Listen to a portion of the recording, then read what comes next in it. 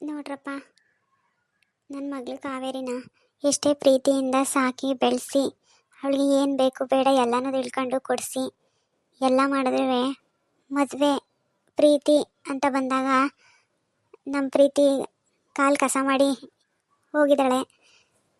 ನಾವು ಏನು ಅವಳು ಎಲ್ಲಿದ್ದಾಳೆ ಅಂತ ಏನೂ ಹುಡ್ಕಕ್ಕೆ ಹೋಗಿಲ್ಲ. ನಮ್ಮ ಪ್ರೀತಿಗಿಂತ ಬೇರೆ ಯಾರ್ದೋ ಪ್ರೀತಿ ಮುಖ್ಯ ಅಂತ ಅಂದ್ಬಿಟ್ಟು ಹೋಗಿದ್ದಾಳೆ ಅಲ್ವಾ.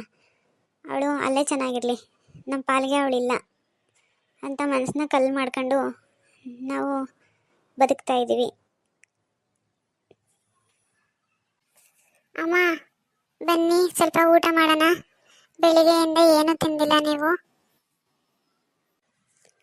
ಬಂದೆ ನಡೆಯವ, ನೀನು ಊಟ ಮಾಡಿ ನಡಿ. ಬರ್ತೀನಿ ನಡೆಯವ. ಹಾಯ್ ಫ್ರೆಂಡ್ಸ್, ನಮಸ್ತೆ ಎಲ್ರಿಗೂ. ನನ್ನ ವಿಡಿಯೋಸ್ ನೋಡ್ತಾ ಇದ್ದೀರಾ, ಧನ್ಯವಾದಗಳು. ನಿಮ್ಮ ಸಪೋರ್ಟ್ ನನಗೆ ಹೀಗೆ ಇರಲಿ. ನನ್ನ ಚಾನಲ್ನ ಸಬ್ಸ್ಕ್ರೈಬ್ ಮಾಡ್ಕೊಳ್ಳಿ, ಲೈಕ್ ಮಾಡಿ, ಶೇರ್ ಮಾಡಿ. ನಿಮ್ಮ ಸಪೋರ್ಟ್ ನನಗೆ ತುಂಬಾ ಮುಖ್ಯ. ಕಾವೇರಿಯ ರಾಂಗ್ ನಂಬರ್ ಲವ್ ಸ್ಟೋರಿ ಇದು. ಕಾವೇರಿ ಇವಾಗ ಮದನ್ ಅನ್ನೋ ಹುಡುಗನ ಲವ್ ಮಾಡಿಕೊಂಡು ಮನೆ ಬಿಟ್ಟು ಹೋಗಿದ್ದಾಳೆ. ಅಪ್ಪ ಅಮ್ಮನಿಗೆ ಸಾಮಾನ್ಯವಾಗಿ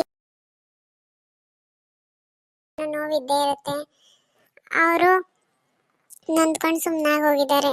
ನಮ್ಮ ಪ್ರೀತಿಗಿಂತ ಅವನ ಪ್ರೀತಿ ದೊಡ್ಡದ, ನೋಡ್ಲಣ ಅಪ್ಪ ಅಮ್ಮನ ಪ್ರೀತಿ ಅವಳಿಗೆ ನೆನಪಾಗೆ ಆಗುತ್ತೆ, ಅವಳೇ ಬರ್ತಾಳೆ ಅಂತ ಅಂದ್ಬಿಟ್ಟು ಸುಮ್ಮನಾಗಿದ್ದಾರೆ. ಈಗ ಮದನ ಕಾವೇರಿ ಸ್ಟೋರಿ ಹೇಗಿರುತ್ತೆ ಮುಂದೆ ನೋಡಿ ಸಪೋರ್ಟ್ ಮಾಡಿ. ನನ್ನ ಚಾನಲ್ನ ಆಶೀರ್ವಾದ ಮಾಡಿ. ನಿಮ್ಮ ಆಶೀರ್ವಾದ ನನಗೆ ತುಂಬ ಮುಖ್ಯ. ಯಾಕೆ ಹಿಂಗೆ ಆ ಕಡೆ ಈ ಕಡೆ ಓಡಾಡ್ತಾನೆ ಇದೆಯಾ? ಯಾಕೆ ಜೀರ್ಣ ಆಗ್ಲಿಲ್ವಾ? ನಾವಿನ್ನೂ ಇಲ್ಲೇ ಎಷ್ಟು ದಿನ ಇರಬೇಕು? ಬೇರೆ ಮನೆ ನೋಡು, ಇಲ್ಲಾಂದ್ರೆ ನಿಮ್ಮ ಮನೆಗಾದ್ರೂ ಕರ್ಕೊಂಡೋಗು. ಯಾಕೆ ಈ ಥರ ಈ ರೂಮಲ್ಲಿ ಇರಿಸಿ ಅವರು ಹೋಗಿ ಅಂತ ಹೇಳೋವರೆಗೂ ನನ್ನನ್ನು ಇಲ್ಲೇ ಕೂಡಾಕ್ತೀಯಾ?